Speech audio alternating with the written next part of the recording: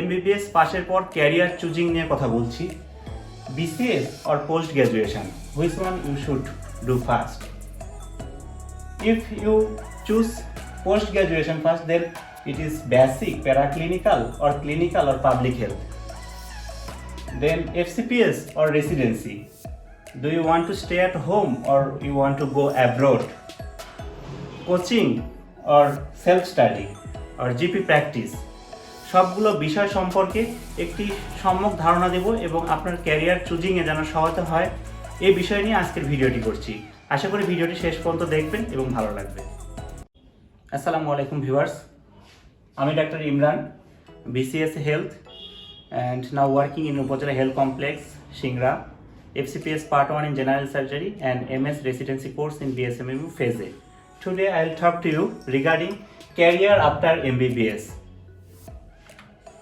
Alhamdulillah, I have passed final professional examination and from today I am Dr. --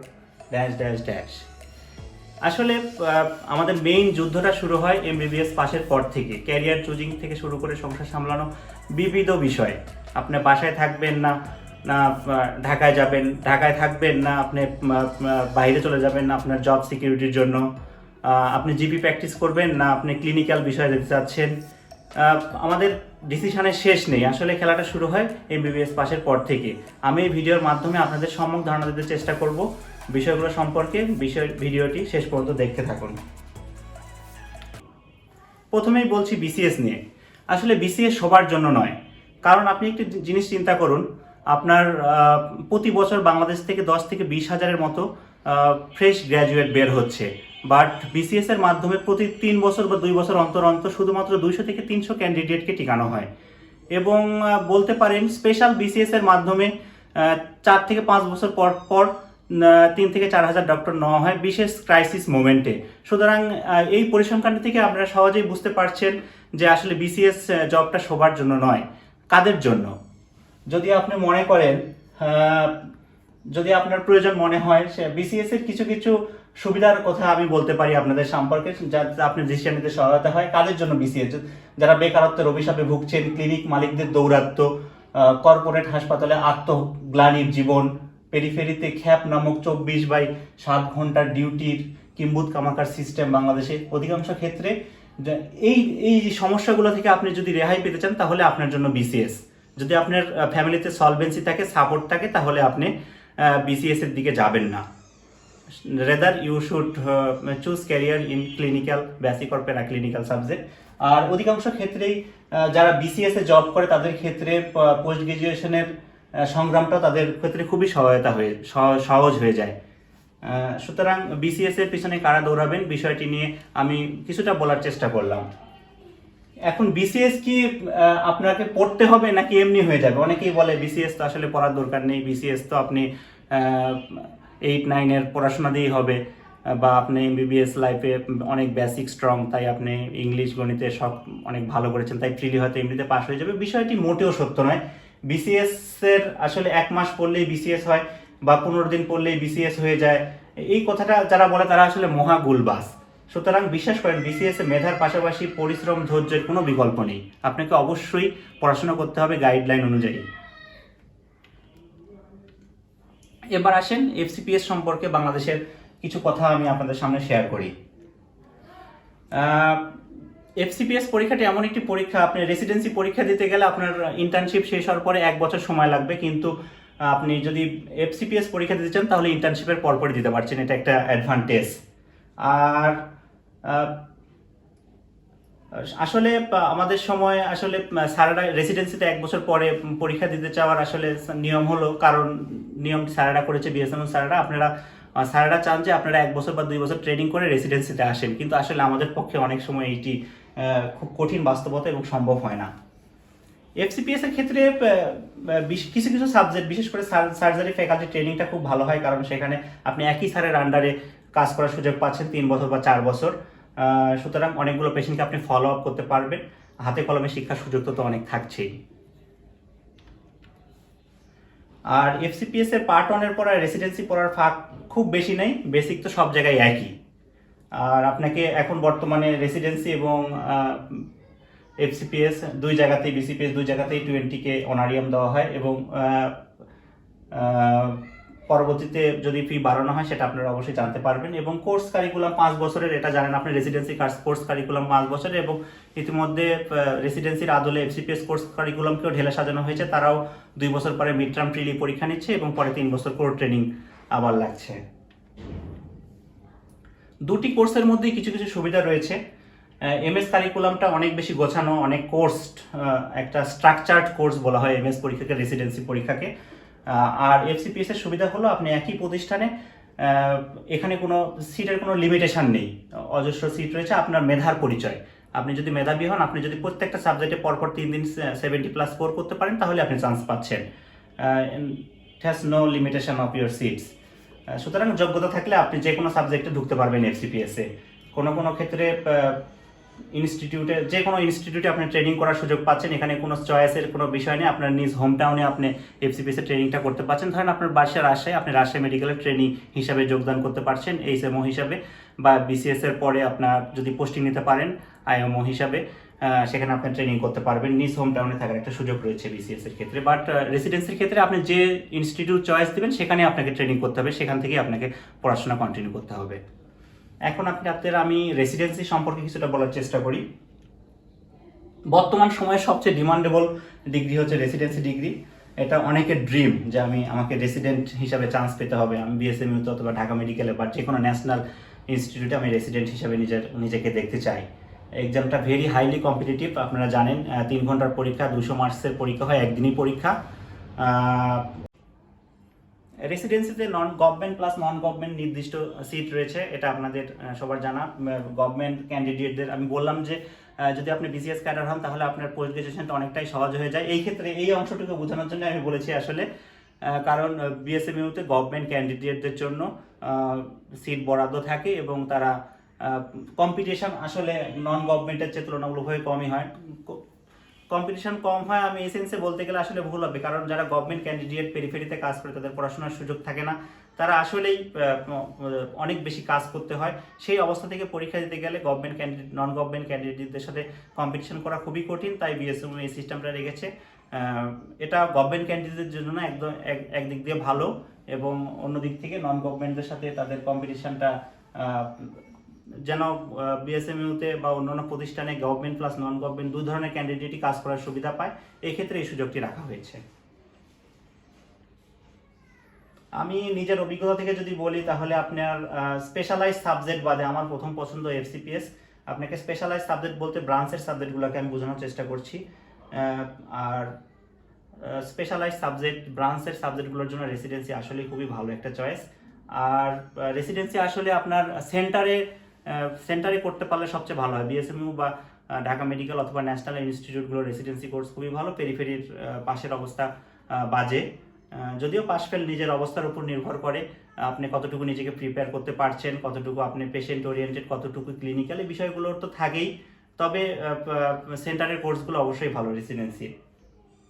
আর 2 বছর পরে mid term প্রিলি pass করে যে কোনো সাবজেক্টে শিফট করা যায় এফসিপিএস এর ক্ষেত্রে, এটা আপনাদের আগেও বলেছি। এইসবের ফ্লেক্সিবিলিটি এফসিপিএস এ রয়েছে। সো এফসিপিএস একটা স্ট্রাকচার্ড কোর্স, আগেই বললাম আপনাদেরকে। কোর্স ডিউরেশন ফেজে 2 years and phase after passing 2 years you have to take more 3 years for phase B. 20K honorarium, 30K কথাবার্তা চলছে, হলে জানতে পারবেন। এলিজিবিলিটি 1 year ফলোইং ইন্টার্নশিপের পরে আপনাকে 1 বছর অপেক্ষা করতে হবে রেসিডেন্সি পরীক্ষা দেওয়ার জন্য।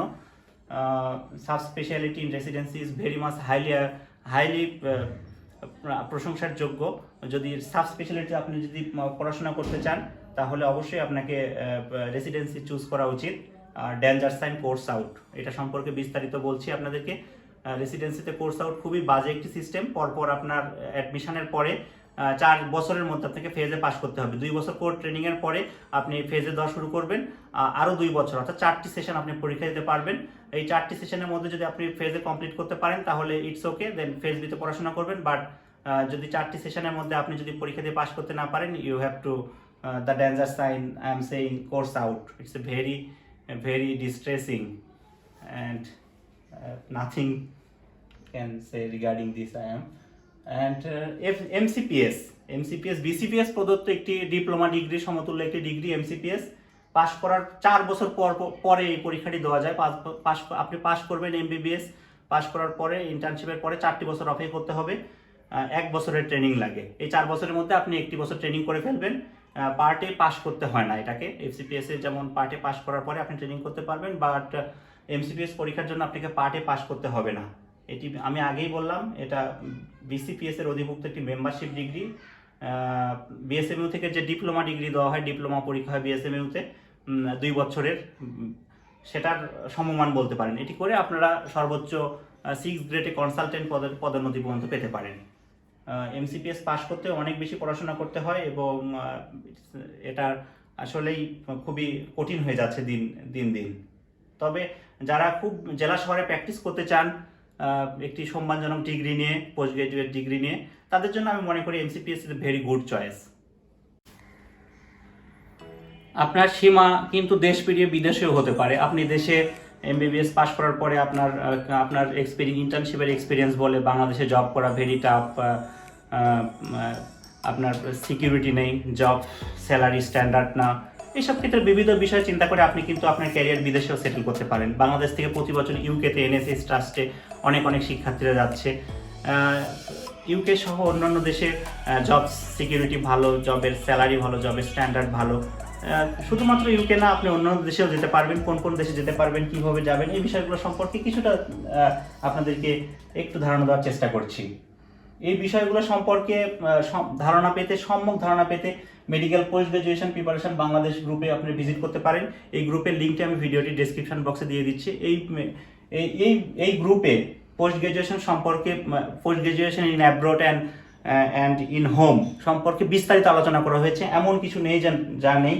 এই গ্রুপটা থেকে আপনারা সম্যক ধারণা পেতে পারেন। এই গ্রুপের অ্যাডমিন আমি সহ আরও 2-1 রয়েছে, তারা কন্টিনিউয়াস আপনাদেরকে সাহায্য করছে এবং সাহায্য করে যাবে সামনে। এবং যারা সামনে পোস্ট গ্রাজুয়েশন করবেন বা করছেন, বা আপনাদের মধ্যে যদি কেউ যদি সাহায্য করতে চান, আমাকে যদি জানান, আমি আপনাদেরকে গ্রুপের অ্যাড করার চেষ্টা করব অ্যাডমিন অথবা মডারেটর হিসাবে, সমস্যা নেই। যদি আপনার ক্যারিয়ার যদি এমআরসিএস করতে চান, সেই সম্পর্কে আমাদের গ্রুপে শিপাত তানজিলা সেই সম্পর্কে একটি লাইভ করেছে, সেটা দেখতে পারেন। বা আরও অনেক এমআরসিএস সম্পর্কে একটি সিরিজই রয়েছে আমাদের, সেখান থেকে দেখতে পারেন। আপনি যদি এফসিপিএস ইন সাব স্পেশালিটিতে করতে চান, রেডিওথেরাপিতে করতে চান, তাহলে আফিয়া জাহান রাশনির একটি লাইভ ভিডিও আছে, সেখান থেকে এই গ্রুপ থেকে দেখতে পারেন। যদি আপনার এফসিপিএস ইন ডার্মাটোলজিতে করতে চান, তাহলে সামিয়া রেমিয়াপুর একটি লাইভ ভিডিও রয়েছে এই গ্রুপে, সেখান থেকে দেখতে পারেন। আপনার যদি পাবলিক হেলথে ডিগ্রি করতে চান, তাহলে আয়েশা আলম প্রান্তি এবং নাদিয়া সুলতানা ডলি 2জনের লাইভ রয়েছে।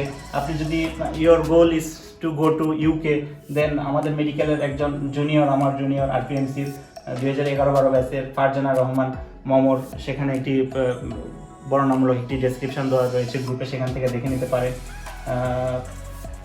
If your career you want to settle in Canada and you are trying for IELTS, you can go to our group Prithu একটি লাইভ করেছে, সেখান থেকে দেখতে পারেন। If you want to choose your career in anesthesiology, then Partha Pratim Sen is talking here. If you want to choose your career in USA, আপনি যদি America settle হতে চান, আমি আপনাদের আগেই বলে রাখি, আমেরিকা সেটেল হয় it is very much distressing এবং বহুত টাকার প্রয়োজন। সুতরাং আপনাদের যদি ফ্যামিলিতে কেউ যদি আমেরিকাতে সেটেল থাকে বা আপনাদের পরিবারে যদি গ্রিন কার্ড থাকে, তাহলে আপনারা চেষ্টা করতে পারেন। It's a very long journey. Sina Alam who is settled in US America, he is talking about USA মেরি জার্নি ইন আওয়ার গ্রুপ, সেখান থেকে দেখে নিতে পারেন।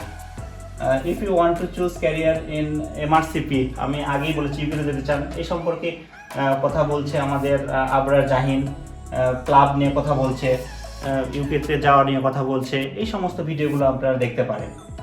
আর মেডিকেল পোস্ট গ্রাজুয়েশন গ্রুপে টপিক্স পোর্শনে, if you want to go to the topic section only, you will go to the medicine, OTs, residency hours, access, pediatrics, physiology, syllabus, live session, past medicine, what not, everything আলোচনা একসাথে করে দেওয়া রয়েছে, সেখান থেকে আপনারা দেখে নিতে পারেন।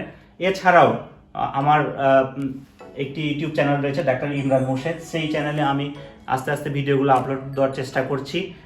এই ইউটিউব চ্যানেলটির লিঙ্ক ভিডিওটি ডেসক্রিপশন বক্সে দেওয়া থাকবে এবং এই চ্যানেলে গিয়ে আপনারা ভিডিওগুলো সম্পর্কে ফেসবুক গ্রুপের পাশাপাশি চ্যানেলেও দেখতে পারেন। সেখানে অনেক ভিভিড ক্লিয়ার থাকবে বিষয়বস্তুগুলো তুলে ধরা।